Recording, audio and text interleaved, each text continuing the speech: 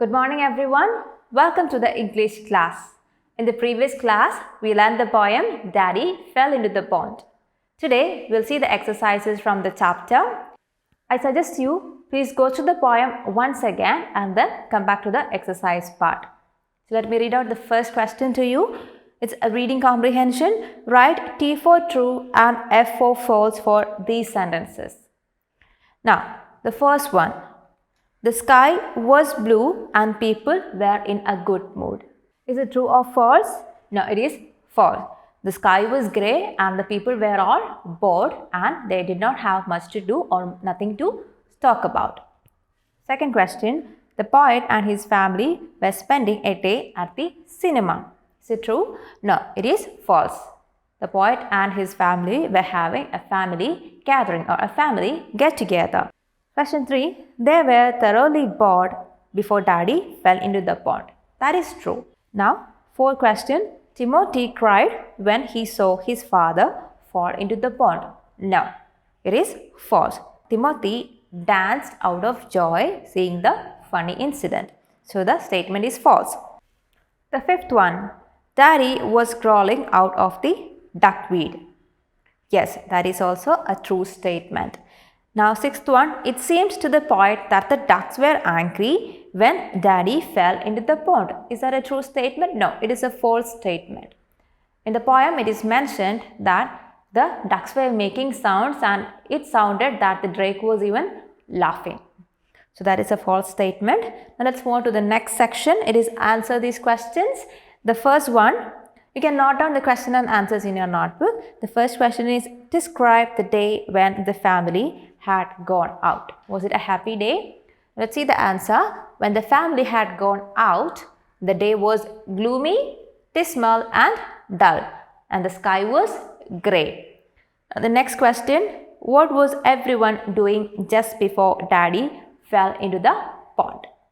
So before Daddy fell into the pond, everyone was grumbling as they were getting bored. Nobody had anything to do or say. And the next question is, who danced for sheer delight? What does this phrase mean? So what does it mean? Timothy danced for sheer delight. This means that he was so completely happy to see a funny incident and he danced for joy. And let's see the fourth question. What else did the person who danced for sheer delight do? The answer is, Timothy asked for his camera. Timothy was the one who was dancing with sheer delight. Now, Timothy asked for his camera to be given quickly and clicked a picture of his dad crawling out of the duckweed. Now, the fifth question, why do you think the gardener shook silently? The gardener shook silently as he was laughing but did not want to show it. So, he was bent over and laughing without making any sound. Only his shoulders were shaking. Now, the next one, question 6.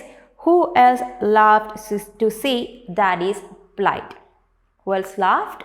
The old drake in the pond also laughed to see Daddy's plight.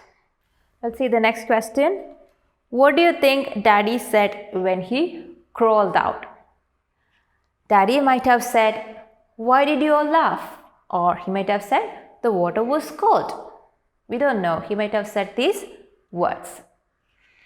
Now, the next section is values and life skills. And here it talks about the life skill empathy.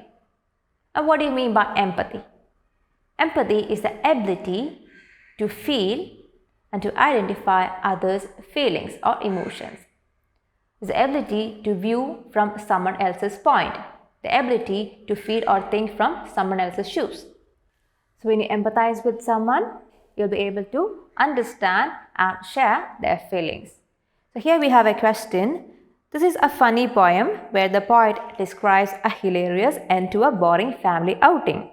However, if you see a person slipping and falling, how would you react? Many of us laugh at others' misery. Do you think it is correct? Discuss. So what do you think? Is it good to laugh at others' misery? If we see someone falling, is it good to laugh? Is it correct? No, it is not correct to laugh when you see someone falling. It's not correct to laugh at someone else's misery. The person who has fallen might be feeling embarrassed or he might be hurt.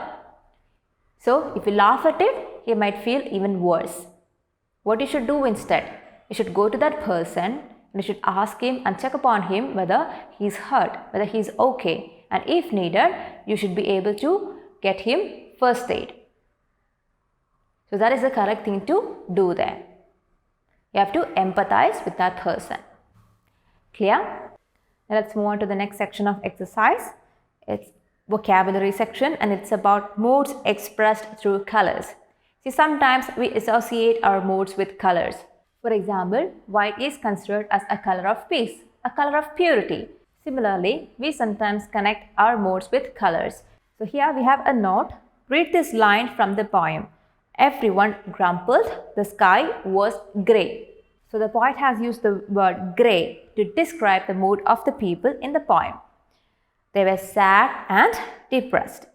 So that word, the name of that color, grey, here is used to express or describe that the people were all really feeling low and it was a gloomy day. And below that you can see a question. According to you, what could be the feelings or emotions expressed through these colors? Write in the space provided. And you can see a few colors given there and you can see 3 boxes for each color there. And one mood or emotion is already given there for each of the colors. You have to write 2 more moods or emotions that you might associate that color to. So you do this as an activity now. Please pause this video, finish it and come back. Hope you are done with that. Now let's discuss the answers. So the first one, you have the color red. And there it is given, we can associate that with being bold. And red can also be associated with anger and energy. What about green? Green can be connected to being energetic and it can also be a symbol of prosperity and motivation. In many cultures across the world, green is considered as a color of prosperity. Now, the next one, blue. Blue is a color that people usually associate for being beautiful. You can also associate the color blue with calm and peace, calmness and peace. Now, the color orange. Orange symbolizes something sunny or fresh or bright or colorful, right? So you can associate the color orange to being sunny, happiness or cheerful. Now, the next one is color white and we usually associate the color white with peace, pure and freedom. Now, the next one is pink. We associate pink usually with something sweet or bright and healthy. You can write your own suggestions there. These are my suggestions for these colors. Now let's see the next exercise from vocabulary section. It's about rhyming and sound words. Let me read the question to you. Question B. List all the rhyming words from the poem. Add 2 words to each list. Please do this as an activity. Please pause this video. Write or list out the rhyming words from the poem and then come back.